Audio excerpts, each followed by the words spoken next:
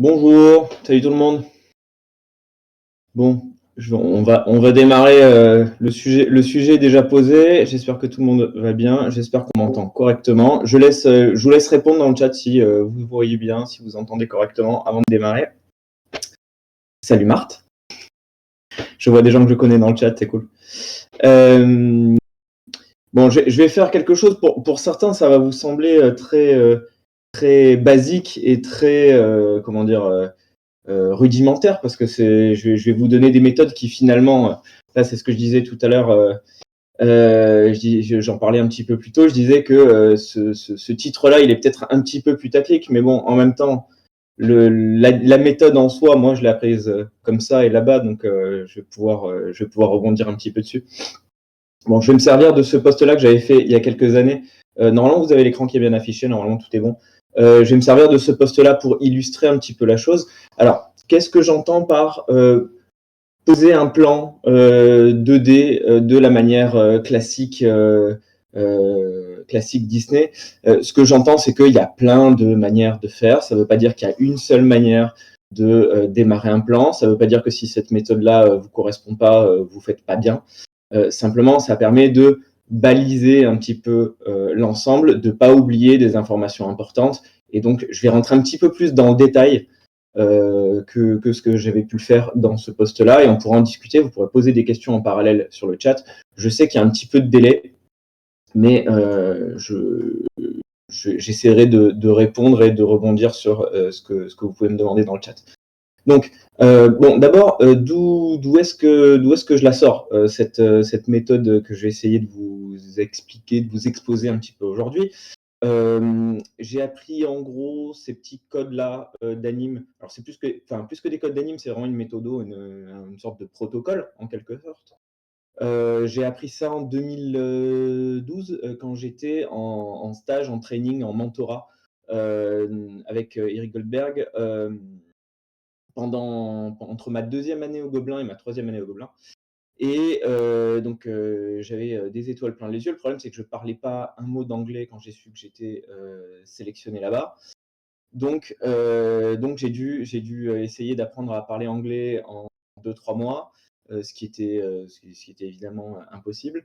Et je me suis débrouillé pour quand même communiquer là-bas. Donc heureusement, j'ai eu un mentor particulièrement gentil, attentionné et patient avec moi, qui voulait beaucoup discuter avec moi, et je voulais beaucoup discuter avec lui, mais effectivement, on se faisait mieux comprendre par le dessin parfois qu'en anglais, vu que c'était difficile.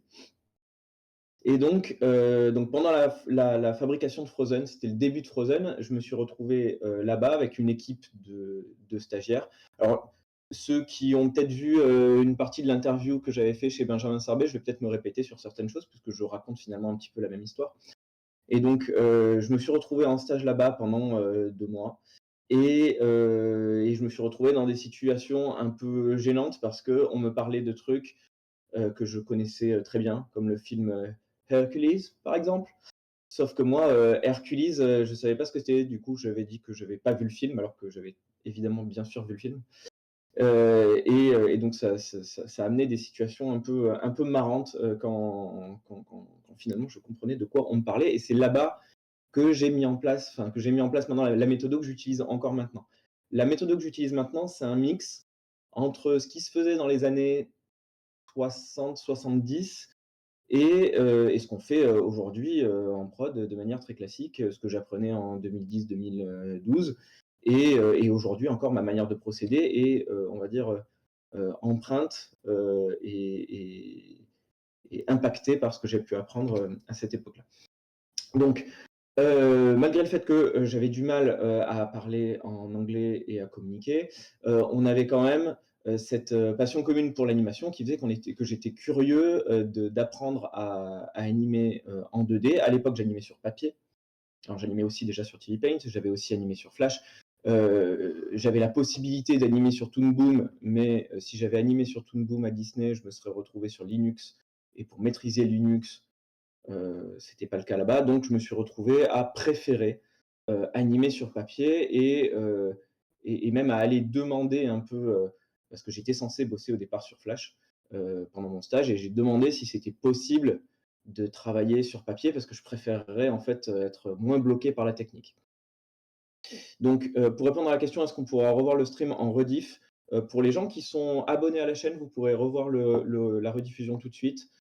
Pour les gens qui ne sont pas abonnés à la chaîne, il me semble qu'il y a une histoire de quand on aura fini cette année toutes les discussions, Bouncing Ball, il me semble qu'il est question que ce soit potentiellement rediffusé sur YouTube à un moment donné ou pas. Ça, c'est la chaîne qui vous le dira. Mais en attendant, si vous voulez réaccéder, aux vidéos, à chaque fois, être abonné, ça marche à tous les coups et en plus, je crois que c'est pas trop cher. Donc ça, je vous laisse, vérifier. On regardera en fin de voilà, ce sera rediffusé plus tard effectivement aussi. Donc, pardon, excusez-moi, je passe du coq à l'âne. Donc, j'ai demandé effectivement à être, si possible, mentoré plutôt sur, de la 2D tradi, sur papier et donc on m'a regardé avec un petit œil, expiègle et donc c'était Eric Goldberg que j'avais comme mentor, qui m'a regardé avec son petit œil expiègle et qui m'a dit: «Ah ouais, OK, tu veux faire ça à l'ancienne? Très bien». Donc il y avait un petit air un peu, malin, donc je me suis dit: «OK, qu'est-ce qui me prépare en fait?» et je me suis dit: «Bah très bien, moi je oui, oui, je veux y aller à l'ancienne, OK, on fait ça comme ça» et donc on m'a proposé l'exercice qui lui avait été, à lui-même proposé quand il était arrivé à Disney, qu'il proposait à tous les assistants, animateurs qu'il avait recrutés, à tous les juniors animateurs aussi, qui étaient arrivés dans le studio, qui était, la, vending machine. Donc le principe, c'est qu'on a, une machine automatique au milieu de la pièce, ou dans la pièce. On a, une sorte d'establishing ou du moins un plan suffisamment large pour faire apparaître le personnage au milieu de cette pièce et il doit donc rentrer dans la pièce, le personnage qu'on a décidé d'animer, interagir avec cette machine et ressortir de la pièce dans un état émotionnel différent de celui dans lequel il était rentré. Il ou elle, évidemment, je dis le personnage, mais ça peut être un personnage féminin, évidemment. Donc, la première chose, c'est donc évidemment, donc c'est un prétexte, hein, cet exercice, c'est pour voir quelles sont les capacités au moment T de l'animateur ou de l'animatrice à animer un personnage, donner de l'émotion, le faire penser, le faire réfléchir, le faire bouger, d'un point de vue technique, voire au niveau des spacings, au niveau des expositions. Est-ce qu'on a bien réfléchi? Est-ce qu'on est capable de créer du contexte et de penser l'ensemble? Alors, ça reste simplement un exercice d'animation. Pour ceux qui étaient là il y a 2 semaines mercredi, on a parlé du contexte et moi déjà quand je construisais un exercice d'animation, je pensais au contexte autour. Puisque pour faire penser un personnage, alors bon, ça on va revenir sur le fait de faire penser un personnage. Mais, pour animer un personnage, et pour le placer, dans le décor et le faire bouger, on a besoin de savoir où il regarde, pourquoi il regarde, qu'est-ce qui s'est passé avant, qu'est-ce qui s'est passé après. Bref, on a besoin d'avoir toutes ces informations. Sur la durée de l'exercice, je savais que j'allais être là pendant 2 mois et il n'était pas convenu que je fasse un autre exercice que celui-ci. Alors, j'avais aussi, d'autres travaux, mais mon exercice de mentorat, c'était celui-ci. Je savais que, j'allais passer, le temps qu'il fallait pour tout comprendre, sur cet exercice et ça allait servir de prétexte. Malgré tout, voilà, la toute première étape que je vous conseillerais, si je dois, heu, on va dire, fractionner la méthode en plusieurs points. Le tout premier point, c'est déjà de créer un contexte, c'est-à-dire de penser où, quand, qui, pourquoi. Donc pour ceux qui étaient là la dernière fois, vous comprenez ce que j'entends par les 4 W, par le contexte, c'est penser ça. Une fois qu'on a pensé cet ensemble, une fois qu'on a réfléchi suffisamment, qu'on a choisi notre personnage, si ça avait été du lip sync, on aurait aussi choisi la voice line, pris nos références, pris suffisamment on va dire de screenshots si on s'inspire d'un film pour, comprendre le modèle et cetera. On va faire une sorte de petit pré-deck, vraiment avec des petits dessins, en thumbnails. Alors thumbnails parce que thumb, le pouce et nails, l'ongle du pouce, donc vraiment des tout petits dessins de la taille de l'ongle du pouce et donc on va poser ça. Alors ça si, là dans le cadre de l'assignment de l'exercice, j'avais juste à faire des petits dessins de personnages sur une grille de perspective avec une vending machine. Mais, dans le cadre d'un lip sync, ou dans le cadre d'un court métrage ou même simplement d'une petite séquence de plan, ça va vouloir dire à cette étape-là, faire un prédécoupage Même, j'ai envie de dire, faire une animatique, si vous avez du son, caler tout ça sur le son et déjà avoir une idée globale de là où on va. On va pas commencer à faire un exercice d'anime, même si c'est un simple lip sync, si on n'a pas déjà une idée du rythme général. Donc la toute première chose à faire, c'est de poser la musique du plan, le rythme du plan, l'idée du plan avec des dessins, de l'équivalent d'un prédécoupage ou d'une animatique. Mais c'est des dessins très rough, on n'a pas besoin d'être au modèle, on n'a pas besoin d'être très précis dans le dessin, simplement il faut raconter l'histoire. Qu'est-ce que ça raconte? Donc la toute première étape, normalement ça devrait être ça, faire un prédécoupage, faire une animatique, timer la chose et se rendre compte approximativement du temps que ça devrait prendre sur un plan ou sur plusieurs plans si on a du court métrage. Donc faire ces petits thumbnails, se rendre compte, dessin par dessin, de l'avancée de notre personnage, de la progression. Alors là, il y a déjà un petit peu beaucoup de dessins. Si c'était du prédécoupage ou de l'animatique, ça ferait déjà un petit peu beaucoup. Mais pour un découpage d'animation, si on a un seul plan et que c'est un exercice, on peut imaginer découper les choses comme ça. Alors, quand je vous dis des thumbnails, c'est des dessins de la taille de l'ongle du pouce. Bon, moi, les dessins, c'est grand comme ça, mais c'est une manière de parler, hein, évidemment. Donc, à cette étape-là, on ne se concentre pas nécessairement sur le modèle ou sur les spacings ou sur, on va dire, des détails du personnage.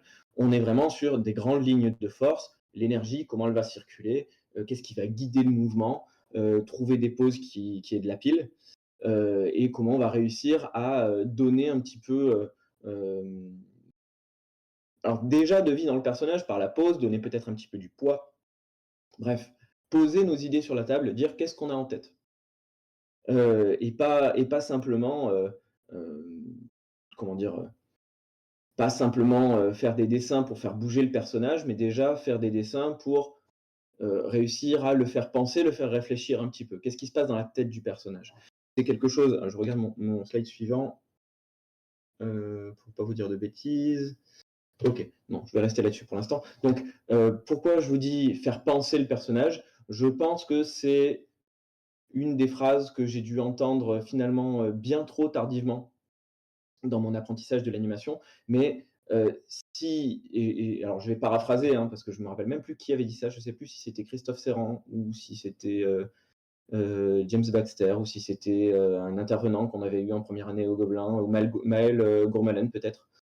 Je ne sais plus qui nous avait dit ça, mais je sais que ça m'avait beaucoup marqué et que ça m'a trotté en tête longtemps, jusqu'à ce qu'aujourd'hui, ça me semble une évidence. Mais si vous faites bouger un personnage, c'est bien, il se déplace, vous le faites bouger, c'est une chose.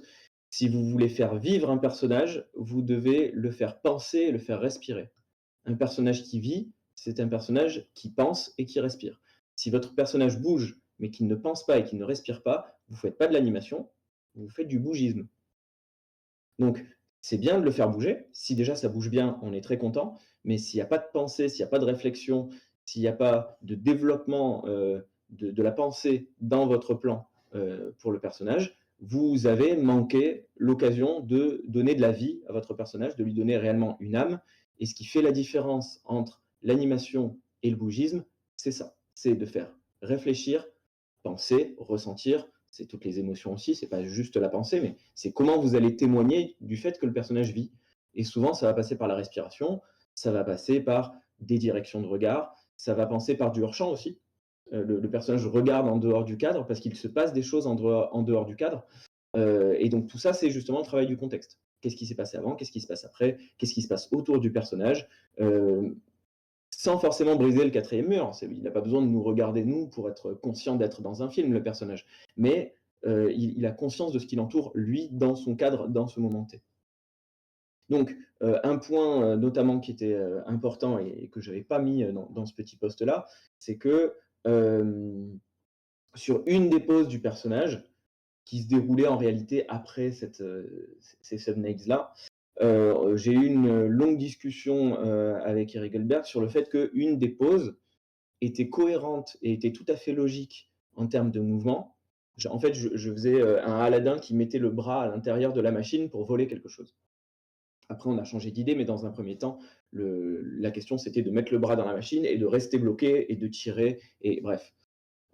Et en fait, il me disait c'est une attitude de voleur, c'est une attitude qui mécaniquement fonctionne bien, le dessin est bien, la pose est bien, la silhouette est bien, ça a de la pile, mais c'est pas Aladdin, c'est pas lui, en fait. Lui, il le ferait pas comme ça. Donc, mettre le bras dans la machine, il n'y a pas de problème, mais la pose en elle-même, ça ne lui ressemble pas. Ce n'est pas lui. Donc, il va falloir trouver une pose qui lui ressemble, quitte à changer le design de la machine pour que la silhouette soit bien. Et, et il m'a fait un petit dessin qui était vraiment en 2 lignes, qui exprimait exactement ce dont il voulait parler et j'ai tout de suite compris ce qu'il voulait dire et ça a été très facile de changer, la pose d'après parce que, même avec 2 traits, l'expression était là et donc l'étape des thumbnails, c'est pas une question d'être très bon en dessin, c'est plus une question de savoir ce qu'on veut raconter en termes d'animation et savoir ce qu'on veut faire dire au personnage. Donc une fois que cette étape de thumbnails, est posée, on passe à l'étape de key posing. Donc le key posing, là, on va dessiner les dessins à la bonne échelle. Donc à l'époque, j'animais sur je sais plus si c'était du 12 ou du 14 field, enfin sur des feuilles qui devaient être un petit peu, à peu près quasiment un format A3. Ça devrait vous parler plus si je parle en format A3. Donc c'était à peu près de cette échelle-là.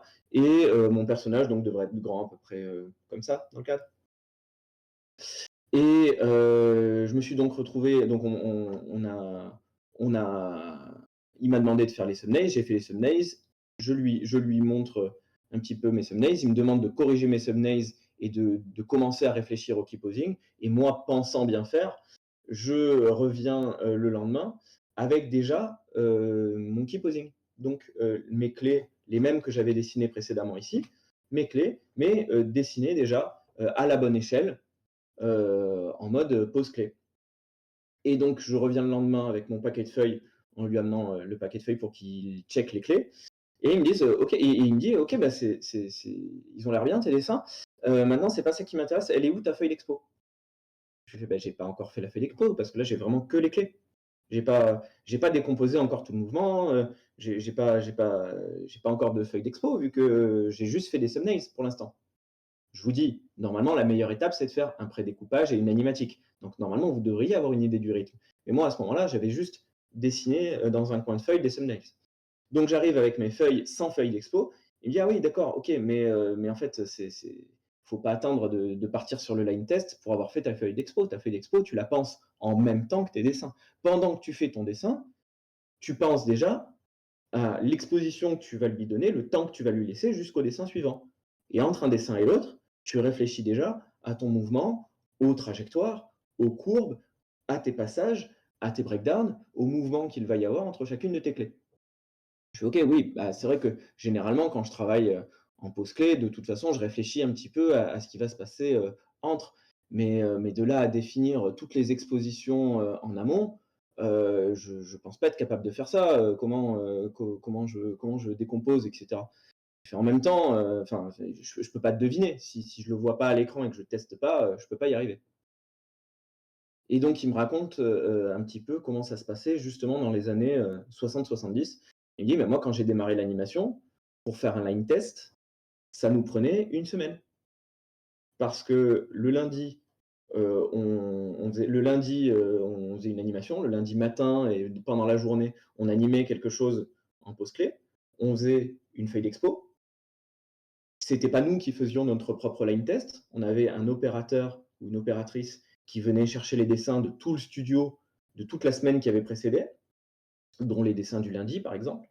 Donc, on prend tous les dessins d'une semaine, on amène ça devant le line test, on fait la prise de vue line test en fonction de ce qui a été écrit sur la feuille d'expo, de ce qui a été planifié, même si on a juste des pauses clés pour l'instant, sur certains plans du moins, puisqu'on avançait sur plusieurs plans à la fois.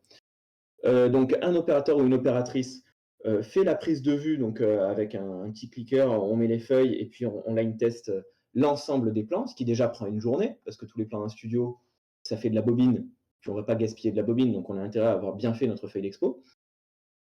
Et du coup, on prend cette bobine, on l'envoie, on demande à un coursier de venir, le coursier part avec la bobine, emmène la bobine, à faire développer, La bobine, ça met 2 jours, pour, la développer, 2-3 jours pour la développer.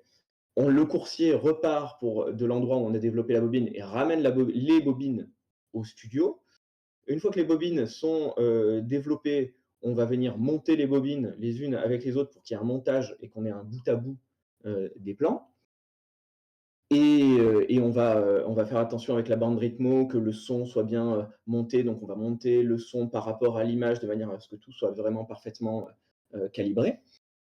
Et le week-end, on va faire bosser, la personne qui doit, justement, faire ce montage-là et cetera. Et le lundi matin, on voit le line test des plans de la semaine qui a encore précédé. Donc il y a vraiment plus d'une semaine d'écart entre le moment où on envoie notre plan à line tester et le moment où on reçoit nos plans. Donc il dit si on fait du essai-erreur à l'époque, ça veut dire que, pour un line test, il nous a fallu une semaine. Donc si on doit réajuster, et refaire complètement l'exposition, parce qu'on n'a pas pensé notre exposition en amont, c'est pas possible. Il me fait évidemment aujourd'hui faire un line test, ça nous permettrait, enfin faire un line test, on peut faire un line test en 10 minutes, nous-mêmes, numériquement, on gaspille pas de la pellicule, on n'a pas besoin de monter tout ça, mais la question c'est pas ça. La question, c'est la question de l'anticipation. Il me fait parce que moi, pendant que je fais ma feuille d'expo, je planifie déjà mes inters, je planifie mes breakdowns, et je sais avant de voir le plan à quoi il va ressembler. Donc si j'ai envie de changer quelque chose dans mon plan parce que je considère que le rythme n'est pas bon, je peux l'anticiper et le visualiser avant même de l'avoir à l'écran. Je lui dis: «Mais tu peux pas visualiser le plan avant de le voir». Enfin, je veux dire, tu peux l'imaginer, mais savoir exactement le nombre de frames, le nombre d'images qu'il te faut pour aller d'un point à un autre, tu fais comment? Donc, on a commencé à en discuter un petit peu plus précisément et la méthode a été de me dire: «Bah, là, tu as plusieurs dessins. Entre ce dessin-là et ce dessin-là, tu penses qu'il te faut combien, de frames?» Je fais: «Bah, là, à vue de nez, j'en sais pas, je sais pas, une trentaine quoi, 30». Il fait: «Bah, pourquoi 30 précisément?» Je fais: «Bah, je sais pas, je devine, parce que ça fait un peu plus d'une seconde, mais ça doit faire moins de 2. Donc, bah, plus d'une seconde, c'est 1 seconde, c'est quoi? C'est 24 images. 2 secondes, ce serait plutôt du coup 48. 48 images, je pense que ça ferait vraiment beaucoup, donc 30». Il me fait: «Mais là, tu penses en secondes». Il faut pas penser en secondes, on pense en dessin, on dessine et on dessine à 2. Notre exposition, c'est toujours à 2 parce que Disney, c'est toujours à 2. On y reviendra. Donc en fait, me dis pas 30, dis-moi 32. Pourquoi pas 32? Je fais: «Bah, je sais pas pourquoi 32, je fais: «Oui, pourquoi pas 32? Mais pourquoi 32 et pas 30?» Il fait: «Bah, parce que 32, c'est une bonne exposition et 30, c'est pas bon». Je fais: «Non, non, 30, c'est pas une bonne exposition parce que 32, je peux le découper en 2 fois 16. 16, je peux le découper en 2 fois 8. 8, je peux le découper en 2 fois 4. 4, je découpe en 2 fois 2 et c'est facile à visualiser puisque ces expositions seront linéaires, tout sera à 2. Donc si tout est à 2, je sais que 16 images plus 16 images, je suis au milieu dans le temps. Si je pars de 0 à 32, quand je suis à 16, je suis au milieu dans le temps. Si je veux amortir plutôt au début ou en fin de mouvement, je sais que ce dessin que je vais faire là, mon spacing, selon s'il est rapproché de la précédente ou de la suivante, je suis en train d'amortir vers le début ou vers la fin. Et donc, je vais gérer mon timing général mon timing général entre mes clés avec de grosses expositions, mais le mouvement entre chaque, je vais le gérer aussi par le spacing. Si j'ai 32, 16, 16, je vais caler mon spacing en fonction de si je veux amortir avant ou sur la fin du mouvement, ou si je veux quelque chose de linéaire, ou si je veux amortir avant et après. Bref, en connaissant et en étant précis sur le nombre de temps qui va séparer mes images, je peux découper, découper, découper. Et en découpant comme ça, petit morceau par petit morceau, je peux être très précis dans ma volonté de faire bouger rapidement ou plus lentement le personnage, de l'amortir, etc. Et donc je lui dis: «D'accord, mais en fait, déjà je suis obligé d'animer à 2. Pourquoi pas animer, à 3?» Parce qu'il me dit, «Les expositions à complètement, éviter». Donc les bonnes expositions, c'est 2, 4, 8, 16, 32. Jusque-là, tout paraît évident. Il fait: «Mais avoir des expositions à 7 ou à 13, ça a vraiment aucun sens. Parce que pour découper 7 ou 13, à 2, ça a pas tellement de sens». Je dis: «Mais pourquoi pas avoir des dessins à 3? Parce que ça peut être bien à 3, ça fonctionne à 3». Il fait: «Non, à Disney, on n'anime jamais à 3, pour, plusieurs raisons. La première raison, c'est que, sur le lip sync à 3, ça ne nous permet pas dès que le personnage parle un petit peu vite, ça ne nous permet pas de décomposer suffisamment bien sur le son pour avoir les bonnes bouches fermées, les bonnes bouches ouvertes, et exactement aux bons endroits. Donc on sera toujours plus confortable à 2. On reviendra là-dessus, par la suite. Aujourd'hui, ma méthode intègre des expositions à 3. Je sais que je me ferai taper sur les doigts si Eric revoit mes animes d'aujourd'hui, mais en attendant, aujourd'hui, je l'intègre, pour plusieurs raisons, notamment la raison de, production qu'on a aujourd'hui en France. Mais en tout cas, lui, sa raison, c'était déjà pour le lip sync à 3, c'est pas bon, parce qu'on ne peut pas suffisamment décomposer. Et là-dessus, je suis assez d'accord avec lui. Dès que ça parle un petit peu vite, à 3, j'ai quand même du mal à animer de vraiment beaux lip sync à 3. Et la deuxième raison, c'est surtout que si on a un mouvement cam en même temps, ou si juste le personnage doit bouger vite à un moment donné, ou si juste on veut gérer un amorti parfait dans un mouvement un peu rapide, on va devoir intervaller. Sauf que si on est à 3, on va se retrouver avec un dessin à 2 et un dessin à 1. Donc en termes de réflexion, mon dessin à 1 va 2 fois plus vite que mon dessin à 2. Donc déjà, je suis en train de me compliquer la vie à calculer du temps. Ce dessin-là, si le spacing, il est 2 fois plus il faut que le spacing soit 2 fois plus petit pour que la vitesse soit constante par rapport à mes spacings d'avant, mes spacings d'après. Bref, rien qu'à expliquer, là, c'est compliqué. Alors à penser, encore plus. Alors que si toutes mes expos sont à 2, par le spacing, je vais savoir si, j'ai des amortis ou pas, et ce sera très lisible, ce sera très facile. Avec ma table lumineuse, je vais voir tout de suite si j'ai des amortis ou pas. À la question: «Est-ce que j'ai encore des contacts avec, Eric Goldberg?» Quand je vais à Annecy et que je le croise, que j'arrive à le croiser et qu'il n'est pas, entouré par, une armée de gardes du corps, j'ai des contacts avec lui, mais pas au quotidien. Mais j'ai pris beaucoup de plaisir à partager avec lui, je ne sais plus si c'était l'an dernier ou il y a 2 ans à Annecy, c'était très chouette. Hem donc, à la question, donc pour le lip sync, ça se comprend, mais en bossant en numérique, à 3, ça passe la plupart du temps. On va voir que dans plein de cas, ça passe, et c'est pour ça que je vous dis, moi, j'ai intégré le fait de travailler aussi à 3. On va voir dans quel contexte je m'autorise des images à 3. Je m'autorise même, enfin, je peux même m'autoriser des images à 4 dans certaines situations. On verra dans quel contexte. Hem, donc, quoi qu'il en soit, ah, j'ai oublié un petit truc. Là, je suis directement passé là-dessus, mais en réalité, j'avais un petit slide ici. Hem, donc, je dis: «Mais à partir des thumbnails, qu'est-ce que j'aurais dû faire?» Donc je back quand même un petit peu. Donc, je lui dis: «À partir des thumbnails, qu'est-ce que j'aurais dû faire pour faire ma feuille d'expo?» Parce que moi, je ne sais pas, estimer, les choses correctement là, comme ça. Donc, qu'est-ce que j'aurais dû faire? Il me dit: «Bah, à partir la 1re chose à faire, c'est d'avoir le timing général. Tu es le chef d'orchestre de ton plan. Donc c'est à toi d'imposer le rythme et de calibrer le temps général». Il me fait: «Donc voilà, écoute, ce qu'on va faire, c'est que, moi, je prends un chronomètre, tu me donnes, pardon, le top départ de ton plan. Tu imagines ton plan, tu fais des bruits sur la table, tu fais le pitre, tu fais le clown, tu mimes avec tes doigts les mouvements s'il faut pour te rendre compte de la véritable vitesse de ton plan. Ce qui est le plus important, c'est que tu aies l'impression de vivre ton plan, de le sentir correctement, de l'entendre. C'est une question de musique, c'est une question musicale, c'est une question de rythme. Donc, tu bouges tes mains, tu fais des bruits sur la table, tu fais ce qu'il faut pour me donner le top de départ et le top d'arrivée». Donc je lui donne le top de départ, je fais les bruits, je joue au chef d'orchestre, avec mes thumbnails sous les yeux, et je lui donne le top d'arrivée. Il me dit: «OK, très bien. Donc là, ta scène, elle fait, là, je suis à 21 secondes, 25, donc très bien. Ça veut dire qu'on sera entre 500 et 600 frames. Donc tu vas prendre 6 feuilles d'expo vierges, puisque la feuille d'expo, c'est une feuille vierge avec des colonnes, et tu remplis du numéro 0 à la case caméra au numéro 600. Donc ça veut dire quoi? Tu écris 1, 2, 3, 4, 5, 6, 7, 8, 9, 10 jusqu'à 600. Et pendant que tu écris, c'est la colonne caméra. Donc la colonne caméra, c'est quelle est la frame de la caméra. Tu remplis jusqu'à 600, et pendant que tu remplis jusqu'à 600, tu réfléchis à ce moment-là, tu penses en être à peu près où dans ton animation. Voilà.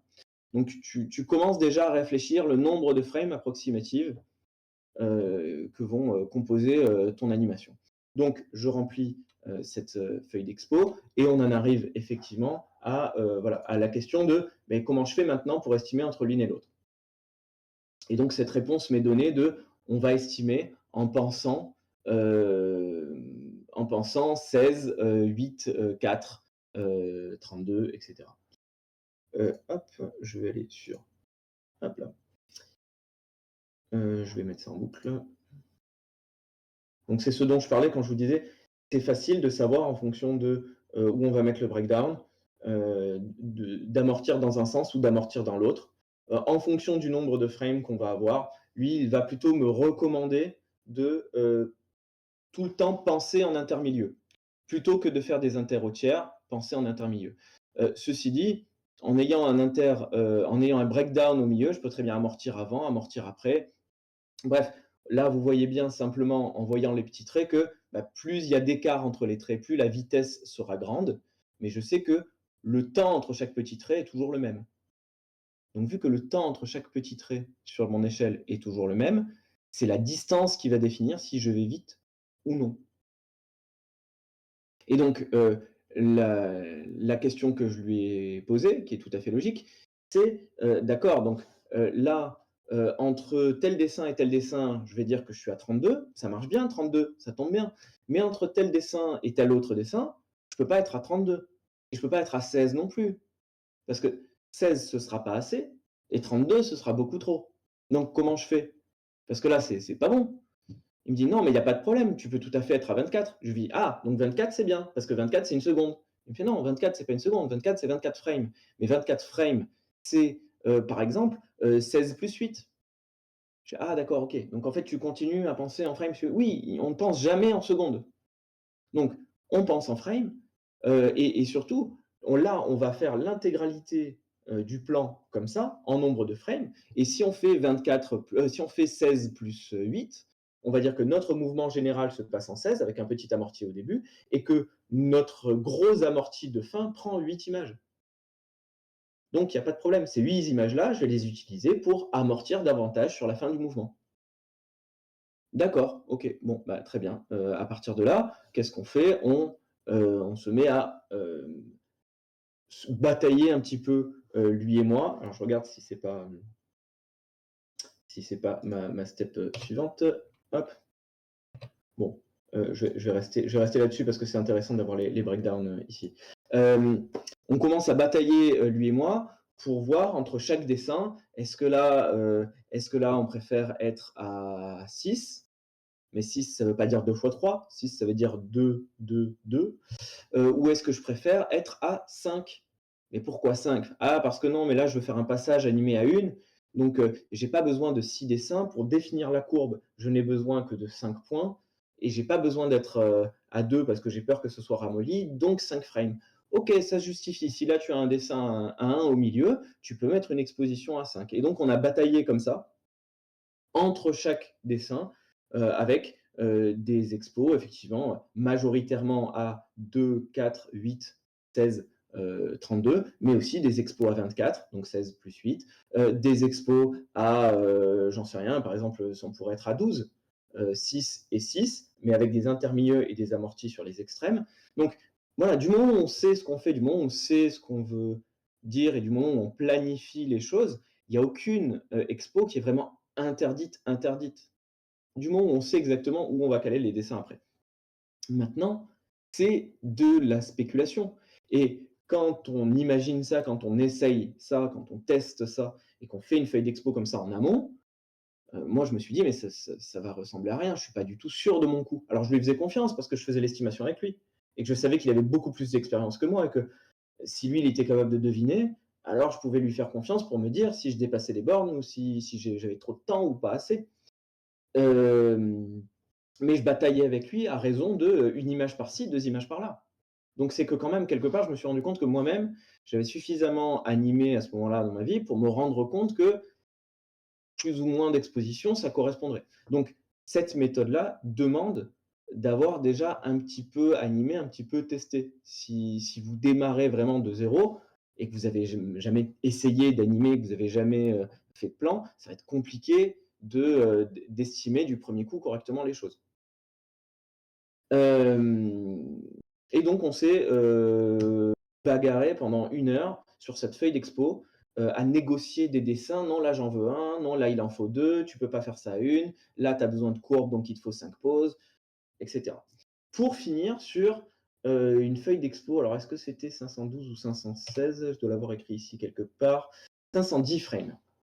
Et donc, on arrive à une feuille d'expo qui se termine, précisément à, 510 frames et il me dit: «Bah, très bien, ton plan fera 510 frames». Il me dit: «Et le point positif de tout ça, c'est qu'on sait quand, à quel jour, à quelle heure ton plan sera terminé».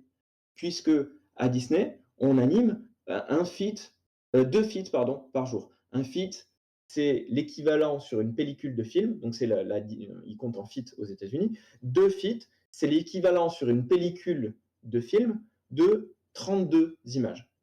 32 images, si on anime à 2, ça fait 16 dessins. Si on anime à 1, on est d'accord, ça fait 32 dessins. Mais majoritairement, on va se débrouiller pour animer à 2. Et puis on peut laisser des inters.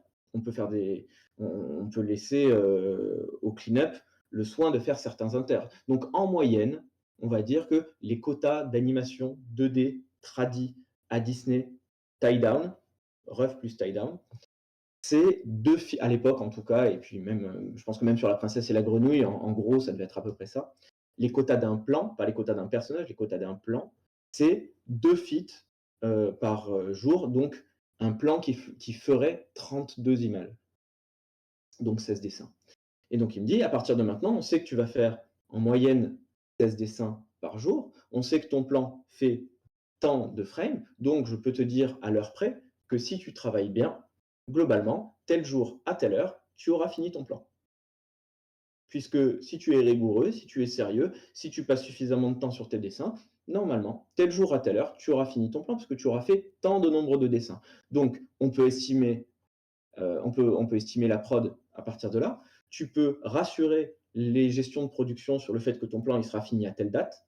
Si on te dit qu'il faut qu'il soit fini avant telle date, tu sais déjà que tu es en retard, mais tu as 2 semaines pour revenir dans les temps. Donc peut-être que plutôt que de faire 16 dessins par jour, il va falloir que tu fasses 17 ou 18 dessins par jour. Ou peut-être ne pas dessiner certains inters.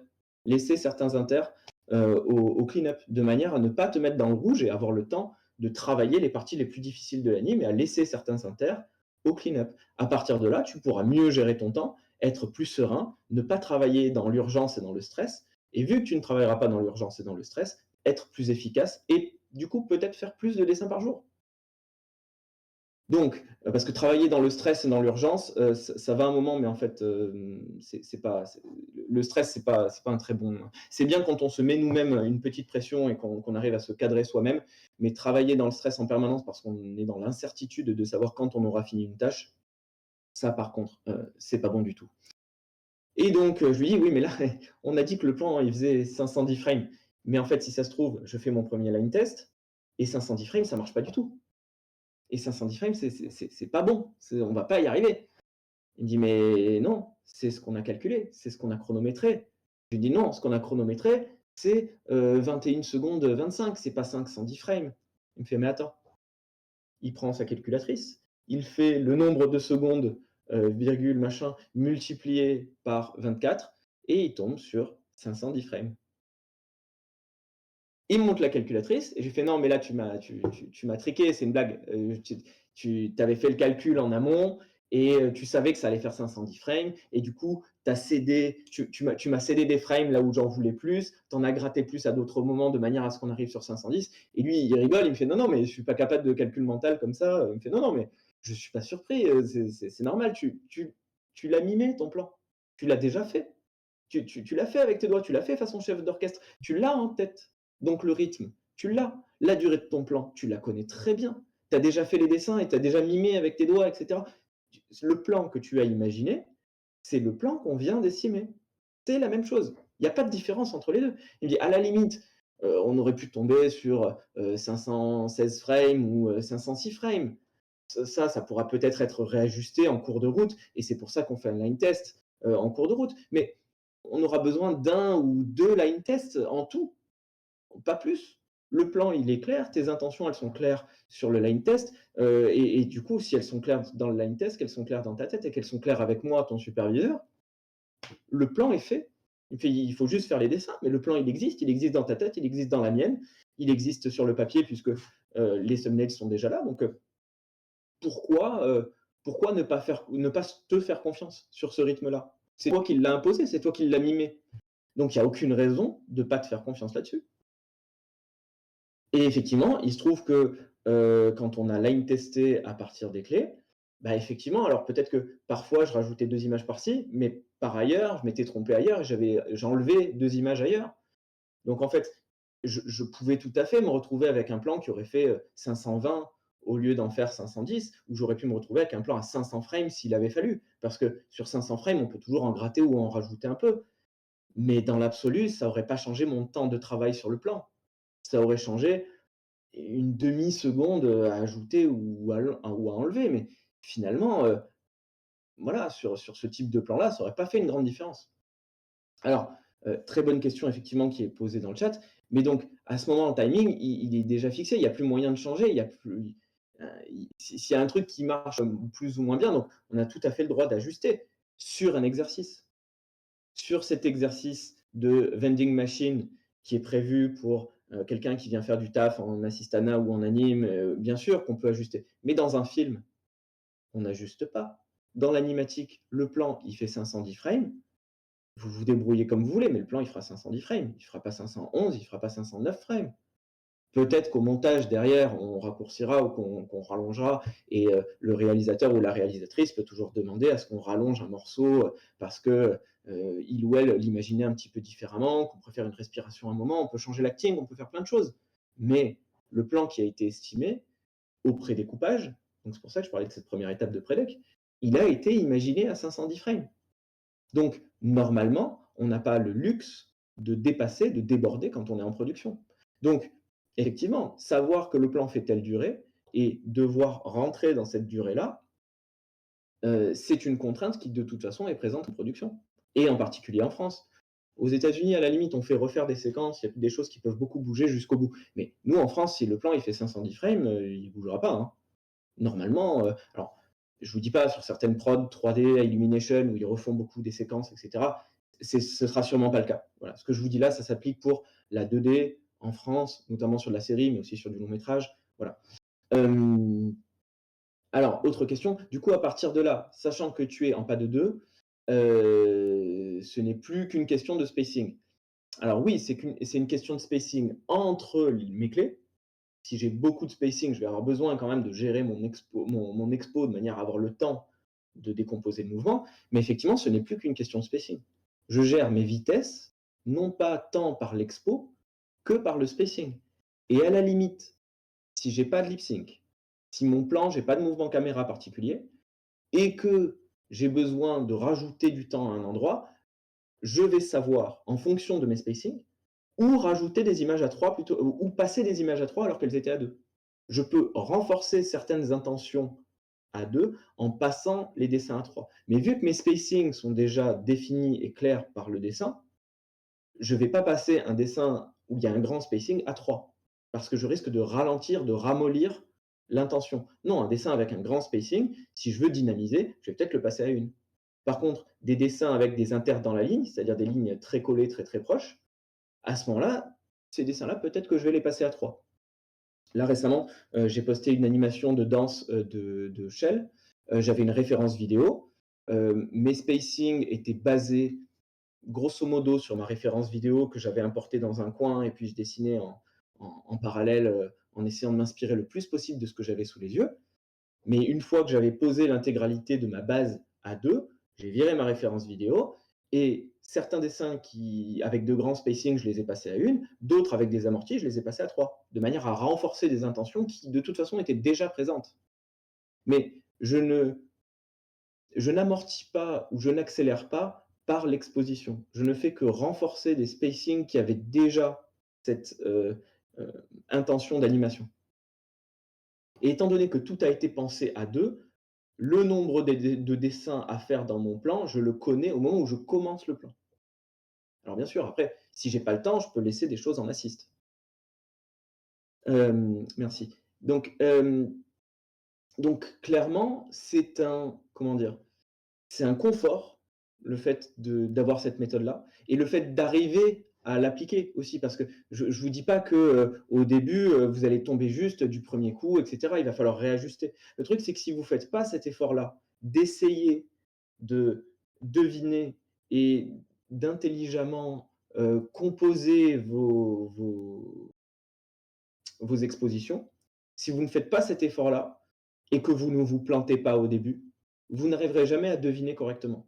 Si vous ne faites pas l'effort d'essayer et que vous essayez juste pas, vous ne serez jamais capable de le faire. Alors que si vous essayez et que vous vous plantez et que vous dites: «Ah, la dernière fois quand j'ai voulu faire un mouvement comme ça, j'avais estimé qu'il me fallait 32 frames et en fait, c'était beaucoup trop rapide».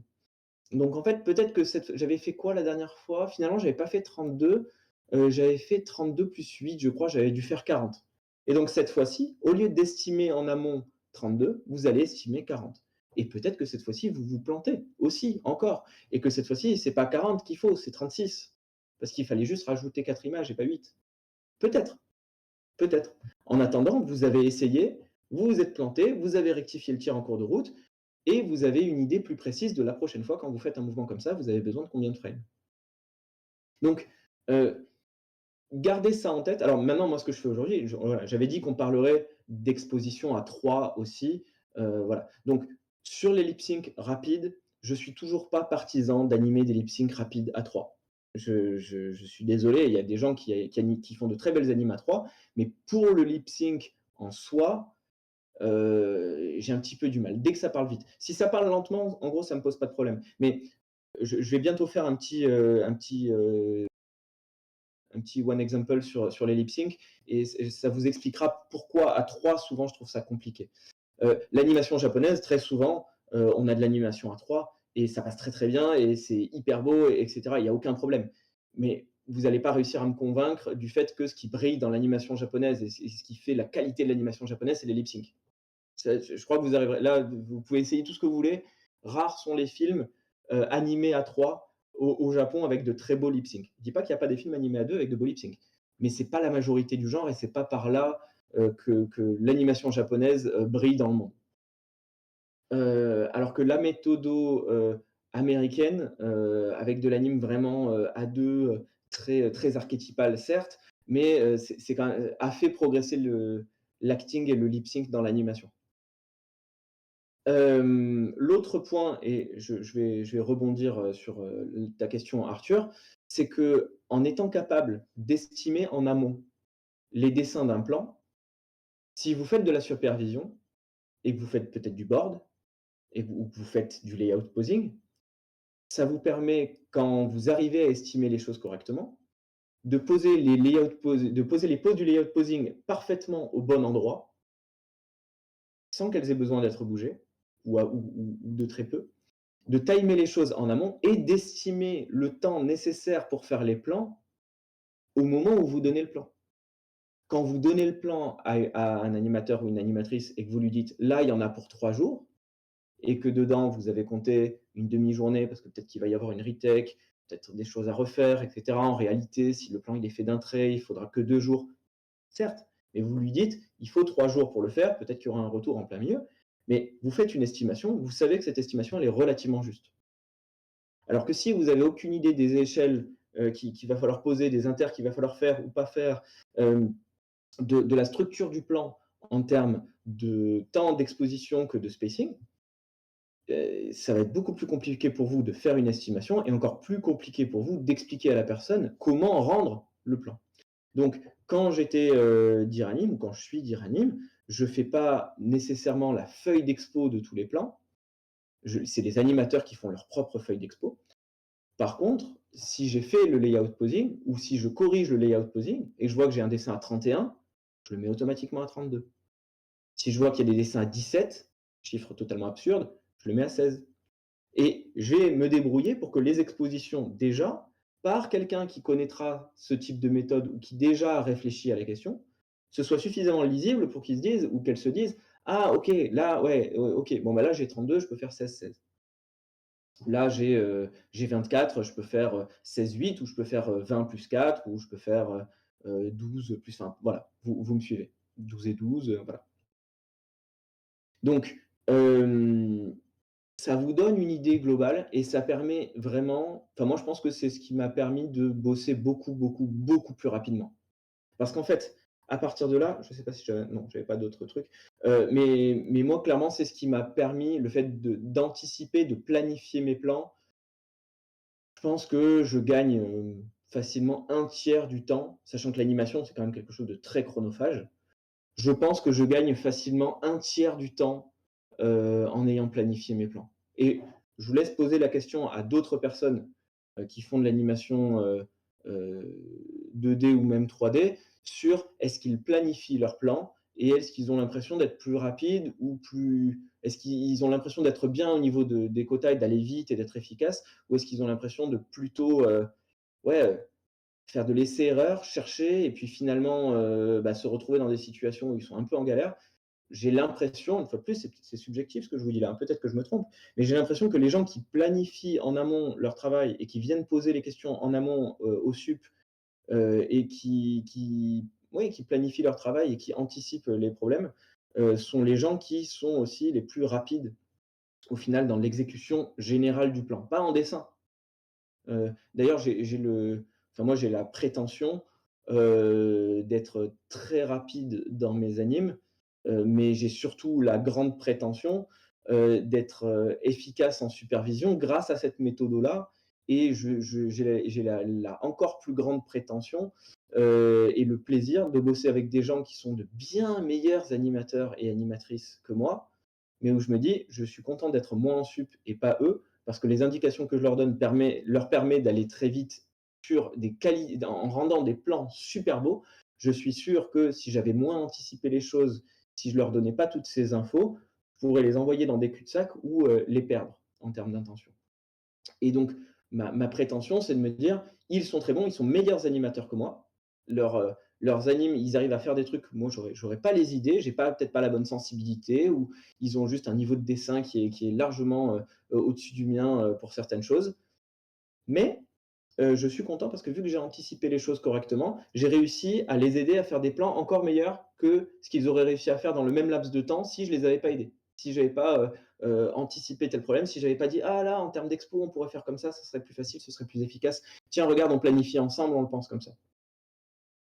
Donc autre question, les animateurs en France utilisent encore des feuilles d'expo ou on sait pas en faire? Alors en fait, on dit feuille d'expo, aujourd'hui notre timeline, entre une timeline et une feuille d'expo, il y a pas tant de différence que ça. C'est juste que la feuille d'expo, elle est verticale et qu'on a tous les éléments, sons et cetera, qui sont écrits à la main, alors que, notre timeline, en fait, on a notre piste son, qu'on peut déplacer aussi et nos expos, mais en fait, c'est précisément la même chose. Alors maintenant, la question, c'est les échelles. Est-ce que les gens, en production utilisent les échelles ou pas? Moi, j'ai toujours travaillé sur des prods où les gens utilisaient les échelles. Maintenant, il y a toujours des gens que je rencontre aussi dans chaque production qui ont du mal à utiliser les échelles ou qui ont peur de les utiliser ou qui savent pas trop comment et qui, du coup, ils vont à reculons. Mais en réalité, c'est très, très, très, très, très, très simple à utiliser les échelles. C'est vraiment limpide. C'est quand on commence à les utiliser, il suffit qu'on ait quelques petits retours de la personne qui nous supervise et c'est très, très facile et c'est très rapide à apprendre et c'est pas du tout aussi difficile qu'il n'y paraît. Un line test, pour répondre à la question, c'est quand on prend en photo les dessins les uns après les autres. Donc, à l'époque, on était bien obligé de prendre en photo et de développer, sur pellicule puisque, bah, il y avait pas de numérique. Hem, ouais, la planification et la préparation, on se rend souvent compte après coup. Quand on ne planifie pas, on se rend compte après coup qu'on aurait mieux fait de planifier. D'où l'importance du layout posing. On n'a pas parlé là de layout posing parce que je vous parlais d'un exercice. Mais si je devais vous donner, une méthodo vraiment complète, pour moi, il y a énormément de choses qui se passent et qui se fixent et qui se, comment dire? Qui se décident, qui se maîtrisent au moment du layout posing. Si on n'a pas de bon layout posing, ne commencez pas une animation, dans un court métrage, un long métrage ou autre. De manière générale, j'ai envie de vous dire, ne commencez pas, une animation si vous n'avez pas un bon layout posing. Hem, oui, bah, je suis le chat, hein, en parallèle. Hem, oui, le line test permet effectivement de vérifier si le timing imaginé est le bon. c'est le bon terme. Ça permet de vérifier. Mais pour vérifier, il faut bien qu'on l'ait déjà imaginé, qu'on l'ait déjà projeté, qu'on ait déjà calé quelque chose. Donc le fait de faire aujourd'hui, le truc, c'est qu'en faisant sur notre timeline, on peut très vite bouger les dessins et très vite changer d'avis et très vite partir sur une idée, puis revenir sur une autre et tester, faire de l'essai-erreur. Le problème, c'est que faire de l'essai-erreur, c'est jamais être sûr de là où on veut aller, et le fait de ne pas planifier et de dire: «Ah, je teste, ah, je vais faire des inters et puis je verrai bien ce que ça donne», en fait, on perd énormément de temps parce qu'on fait des inters qui servent pas forcément à grand chose, alors que, souvent, alors que, réfléchir au mouvement, se poser la question, se poser pendant, là 2-3 minutes, et se dire: «Là, si j'ai 5 points, alors là, je vais avoir un amorti ici, donc je vais avoir peu de points, dans cette partie-là. Là, j'en aurai un petit peu plus ici, donc je vais amortir. Donc j'ai 1, 2, 3, 4, 5, 6 dessins. 6 dessins à 2. Ceux-là, je peux les mettre à 3. Oh, je verrai plus tard. Je vais tout mettre à 2 pour l'instant, et puis si j'ai besoin de plus de temps, je les mettrai à 3. Mais je vais penser le truc par mon spacing. OK, j'ai besoin de 6 dessins, donc j'ai besoin de 12 images. Alors, merci de me rappeler pour l'exposition à 3. Donc quand est-ce que je pense que l'exposition à 3 hem, est bienvenue, voire nécessaire? Quand je commence à intervaller dans la ligne, quand j'ai des dessins avec des lignes qui commencent à se toucher tant les spacings sont petits. Dans ce cas de figure, à moins qu'il y ait du lip sync et que le personnage parle vite, auquel cas ça va m'embêter d'animer à 3, puisque je ne vais pas pouvoir faire tous les contacts de bouche et les ouvertures et avoir suffisamment décomposé, sans pour autant surarticuler évidemment. Donc si j'ai pas de lip sync et que j'ai un gros amorti avec des dessins très, très, très, très proches, déjà je n'ai pas grand intérêt à animer à 2, parce que ça va me demander plus de travail, et qu'en plus la courbe elle est définie par le spacing entre les dessins, mais s'il n'y a pas de spacing et que c'est collé, j'ai pas vraiment grand intérêt à animer à 2. À part si j'ai des grosses désynchronisations avec des cheveux qui volent vite, etc., j'ai vraiment aucun intérêt à être à 2. Donc là, typiquement, là, je vais être à 3. Et d'autant que je trouve, mais ça c'est un point de vue, vraiment juste, artistique et très, très, comment dire? Très subjectif, c'est une sensibilité artistique. Je trouve que la vibration du faux fixe à 3, donc pareil si je dois faire du faux fixe, je trouve que la vibration du faux fixe à 3 est plus élégante que la vibration du faux fixe à 2. Voilà, ça c'est un point de vue, totalement subjectif, hein, ce que je vous dis là. Mais je trouve qu'à 3 ça fonctionne bien. Parfois, je pense même que sur du faux fixe, à 4 ça fonctionne très bien. Si le dessin est solide, qu'on s'autorise une vibration dans la ligne, vibrer à 4, c'est bien. Mais pour moi, 4, on est sur du faux fixe ou sur un personnage, en tout petit, de loin qu'on ne doit pas regarder, quoi. Hem, donc oui, je suis tout à fait d'accord sur, le fait qu'improviser un plan, c'est un gouffre de temps, et le shot en pâtira, toujours, en fait. Surtout que planifier, ce n'est pas long. L'histoire que je vous ai racontée là, d'argumenter sur, tant d'images ici, de se battre pour dire: «Non, là, j'en veux 6, j'en veux pas 7, et cetera», ça a pris 1 heure en tout, hein. Ça a pris le temps de, là, vous raconter l'histoire, sur un plan de, finalement, une vingtaine de secondes. Donc finalement, c'est 1 heure de taf sur peut-être, le plan il fait 20 secondes, on va avoir, 3 semaines de taf, quoi. 1 semaine et demie, entre 2 semaines, 2 semaines et demie, 3 semaines de taf, peut-être? Hem, donc ça n'a aucun sens de s'épargner 1 heure de travail d'anticipation et de planification pour gagner du temps sur 3 semaines. Je vois pas pourquoi on éviterait de faire ça. Alors, animer un lips au pas de 2 et le corps au pas de 3, par exemple, est-ce que ça se fait? Et ta tête, elle bouge à quelle vitesse du coup? Parce que si le corps, il est animé à 3, ta tête à 2, tu l'animes sur quoi? Tu peux pas l'animer à 2 puisque sinon ton corps, il se déplace et ta tête, elle bouge pas. Donc ça, ton corps, il se déplace et ta tête, elle reste sur place. Tu peux pas le faire. Ça s'appelle faire du quinconce, mais si tu animes à 3, à la limite, tu pourrais me dire: «Animer le personnage en mouvement à 4 et animer le lips à 2». Oui, parce que je peux dire, je coupe une image en 2, mais animer le corps, à 3 et la bouche à 2, c'est pas possible. Parce que si mon personnage, il y a un tout petit déplacement, la bouche, elle suivra pas. Donc je ne peux pas. Je ne peux juste pas. Et même si mon personnage est ma tête, elle est parfaitement fixe, bon déjà, ce sera pas naturel parce que la première chose quand vous faites du lip sync, c'est le body language et la gestuelle et la respiration du personnage, et cetera. Donc jamais j'aurai une tête parfaitement fixe, même s'il est dans un étau, voilà, ça m'arrivera pas. Même dans ce cas-là, ça voudrait dire que j'anime en quinconce, c'est-à-dire que j'ai des expos à 3, des expos à 2, et qu'à un moment donné, il y a des choses qui se superposent et qui bougent pas à la même, vitesse, et ça, c'est vraiment pas naturel, mais alors du tout, quoi. Donc ça, je le ferai jamais. Hem, alors par contre, effectivement, Arthur, quand j'anime à 3, est-ce que je m'autorise à changer d'expo en passant, à 1, 2 ou 3? Comment je le note sur les échelles? J'ai aucun problème sur la même échelle d'Inter à noter le numéro de mon dessin. Alors je note le numéro qui correspond à la timeline, hein, maintenant. C'est pas le numéro caméra, c'est le numéro de la timeline. Et à avoir, des dessins à 3, des dessins à 2, des dessins à 1. Si je vous ouvre un plan récent, hop, alors est-ce que dans les plans récents, est-ce que je l'ai là? Hop,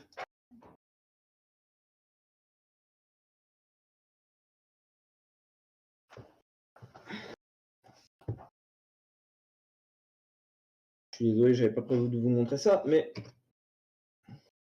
hop, j'ai aucun problème à avoir là un dessin à 1 qui joue que c'est un dessin à 3, un dessin à 2. Pourquoi ce dessin-là est à 1? Parce que j'ai probablement un grand spacing de main ici, et un spacing de main là qui est plutôt grand aussi, et un spacing de bassin de milieu de mouvement. Donc je vais amortir à 3 sur certains extrêmes, parce que là, j'ai l'extrême de mon bassin. Vous voyez que je suis dans la ligne, ici. Et probablement aussi, je suis en train d'amortir la main là en bas. Par contre, quand je suis là à 1, vous voyez que j'ai un grand spacing de main ici, entre cette pose-là et cette pose-là. J'ai un plutôt grand spacing de main. Et j'ai aussi très probablement le début du spacing de bassin. Vous voyez ce qui se passe là? J'ai un grand spacing de bassin. Donc ce dessin-là, il est tout à fait légitime de le mettre à 1. Par contre, là, je suis en train de faire un amorti ici. Ce dessin en amorti est à 3. Là, je me retrouve avec des dessins à 2. Là, je vais de nouveau lancer un mouvement rapide, un gros changement de bassin ici. Ce changement de bassin s'effectue à 1. Là, je suis à 2. Là, je suis à 3. Pourquoi? Je suis à 3 parce que je suis en train d'amortir autant le bassin que la main. Mais tous ces dessins-là, ils ont tous été faits à 2. Je vous garantis, alors, on va faire un test, hein. Je vous garantis que si je prends tous ces dessins, donc on est d'accord, la timeline en bas, elle est à 3. Si je prends celle-là et que je la mets à 2, je suis presque sûr que ça fait la même durée, à peu de choses près. Hop, voilà. Qu'est-ce qu'on a? On a 10-15 images d'écart sur 250 images. Voilà. La différence, c'est de ce pourcentage-là. Tout le reste, c'était à 2. Alors, et j'ai dit à 2 parce que probablement que déjà de base, il y avait des endroits où il y avait des amortis qui étaient tellement forts que j'avais déjà dû mettre des images à 3. Mais réellement, j'étais basé là-dessus. Donc c'est juste que de base, là, j'avais défini qu'il y avait des dessins que je laisserais à 3 parce que ça n'avait aucun intérêt de passer à 2. Mais en gros, les modifications que j'ai faites, c'est-à-dire passer des dessins à 1 et passer des dessins à 3, équilibrent quasiment ma durée de départ. Et je le fais après. C'est par la suite que je rajoute des dessins à 1, que je mets des dessins à 1 ou à 3. Mais à la base, j'anime tout à 2. Et grosso modo, là, c'est effectivement, c'est le truc de l'anticipation, hein. J'avais anticipé qu'il y aurait de toute façon des dessins à 3 de base. Donc quand je les ai dessinés, je les ai placés directement à 3. Parce que je sais que j'étais calé sur la piste son. Donc en fait, j'étais calé pile là-dessus. Est-ce que vous avez d'autres questions? Alors, j'ai pas fini sur le chat là, mais on va terminer. Je prends 5-10 minutes pour répondre à d'autres questions. Hop, après Spider-Verse, Spider-Punk animé à 2, son outline à 4, la guitare. Ouais. Oui, voilà. Alors, typiquement, vous voulez qu'on parle de Spider-Verse, Spider-Punk, il n'y a pas de problème.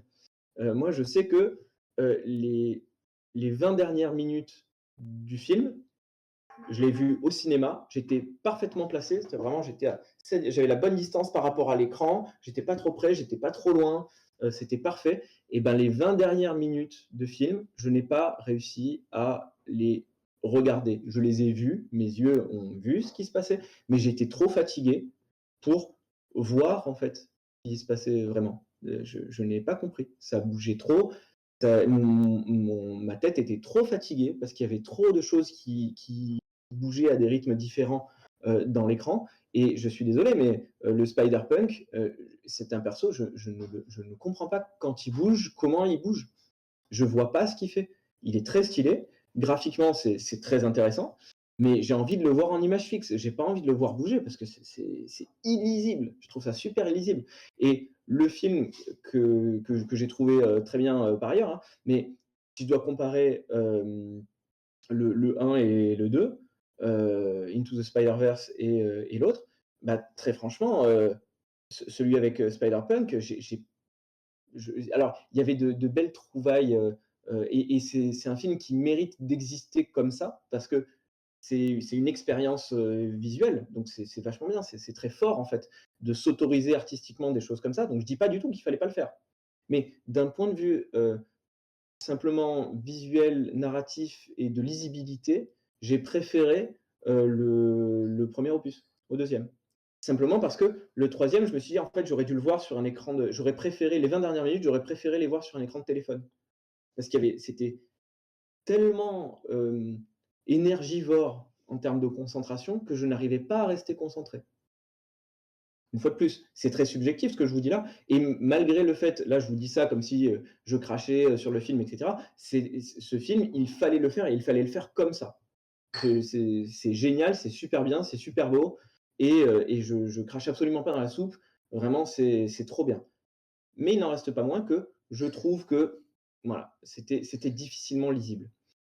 Est-ce que je vais refaire les animés? Je me suis posé la question et si j'avais pas autant de choses à gérer, à organiser cette année, je répondrais «oui» tout de suite. Sauf qu'en fait, j'ai tellement de choses à gérer et à organiser cette année que, je vais te répondre: «J'aimerais bien». Voilà. Ça dépend de si je trouve déjà des plans où j'ai des takes que je peux utiliser et proposer aux gens de rebondir dessus. Si je fais le tri et que j'en ai déjà suffisamment et que j'en anime juste un ou 2 de plus, je le fais et si j'ai pas le temps d'organiser tout ça, malheureusement, je le ferai pas. Donc ça va dépendre de moi, de si j'ai le temps de faire du tri, de si j'ai le temps de faire, d'autres plans pour préparer tout ça. Alors est-ce que vous voulez parler rapidement de la galère de trouver des jobs en anime en ce moment? Non, c'est pas juste toi, en tout cas, je sais pas si tu as le niveau ou pas, parce que je peux pas juger ton travail sans rien, connaître de toi. Mais, non, c'est galère de trouver des jobs en anime en ce moment. C'est galère pour, à peu près tout le monde, en tout cas pour tous les juniors en particulier. Quand moi je suis très chanceux parce que j'avais déjà, un réseau, j'étais déjà booké, je suis booké sur des projets longs, enfin sur de longue durée j'entends, et en plus, à répétition avec un bon réseau et cetera. Donc, je suis chanceux là-dessus, moi j'ai pas eu de problème. J'en connais d'autres qui sont dans la même catégorie que moi et dans la même situation que moi, qui trouvent du boulot facilement, mais c'est des gens qui sont déjà très intégrés, professionnellement. Pour les juniors, c'est un casse-tête, sans fin, hein. Je suis complètement d'accord et je le regrette, pour vous. Hem, je sais qu'il y a pas mal de productions là qui se relancent. Donc je sais que dans les mois à venir, dans l'année à venir, il va y avoir un peu plus de jobs, mais ce ne sera pas suffisant pour absorber tous les nouveaux étudiants qui sortent chaque année et là, ce sera un autre sujet et si je me lance là-dedans, on reste jusqu'à 21:00 et malheureusement, j'ai pas le temps. Aujourd'hui, je suis obligé de partir avant 20:30. À quel point je me suis référé au bouquin de Richard Williams dans l'apprentissage? Est-ce qu'il y a un côté bible de l'animateur dont c'est parfois difficile de se détacher quand on débute? Alors pour bon, certains, vous le savez déjà parce que je l'ai raconté plusieurs fois en story et cetera. Moi, ce qu'il faut savoir en termes de parcours, c'est que, j'ai quand même passé mes 5-6 premières années à découvrir l'animation à Marseille tout seul, dans une époque où, YouTube, n'existait quasiment pas, où il y avait pas de tuto d'anime, où il y avait rien et où la seule ressource que je pouvais avoir, c'était le Richard Williams. Et donc oui, le Richard Williams, c'était, ma bible d'animateur et pendant 1 an et demi, du moment où je l'ai, peut-être même 2 ans, je pense que c'est plutôt 2 ans, les 2 ans qui ont précédé mon entrée au Gobelin, c'était mon livre de chevet que je lisais tous les soirs religieusement pour essayer de comprendre, les expos, les spacings, les points d'inflexion, j'avais pas compris et il m'a fallu des années pour vraiment, intégrer le truc. Alors, c'est pas forcément quelque chose de parfait, c'est pas quelque chose c'est quelque chose de suffisamment, complet et exhaustif pour faire le tour des bases. Ça ne veut pas dire qu'aujourd'hui, c'est la seule ressource, possible. Ça ne veut pas dire qu'il faut dire que tout est bien dedans et qu'il y a pas des trucs, datés, sexistes et rétrogrades, d'un point de vue, moral, et cetera. Ça, bien sûr, hein, je suis le premier à le dire, il y a aucun problème. Mais c'est vrai qu'à l'époque, donc dans les années, entre 2000 et 2010, bah, moi, c'était un petit peu la seule ressource que je pouvais avoir et c'est vrai que c'est exhaustif et que c'est complet. Donc pour les bases, pour moi, si vous voulez démarrer, comprendre l'intégralité des bases d'anime et démarrer en anime, c'est un outil, quand même, génial, quoi. Donc se priver de ça, c'est quand même bête.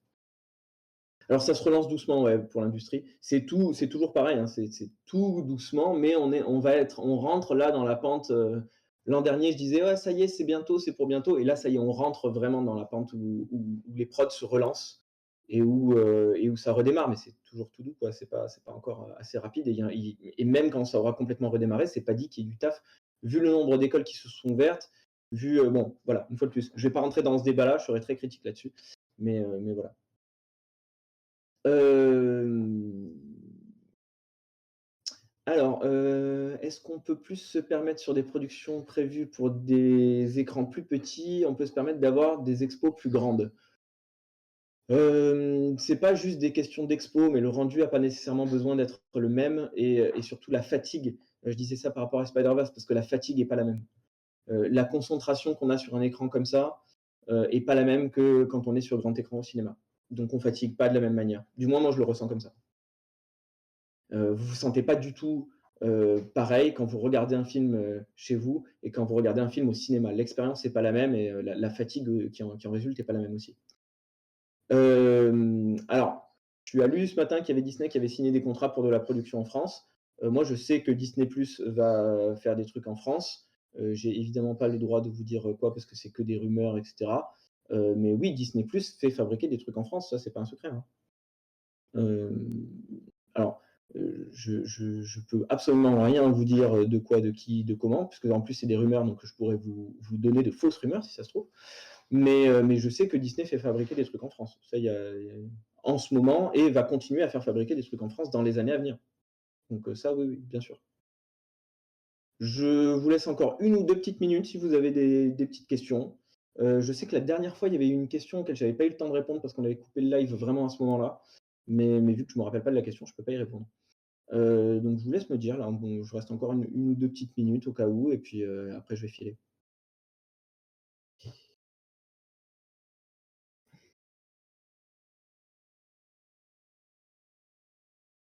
Si on est bon, et qu'il y a pas plus de questions, je file maintenant. Mais je sais qu'il y a du délai sur le live donc, j'en profite un peu.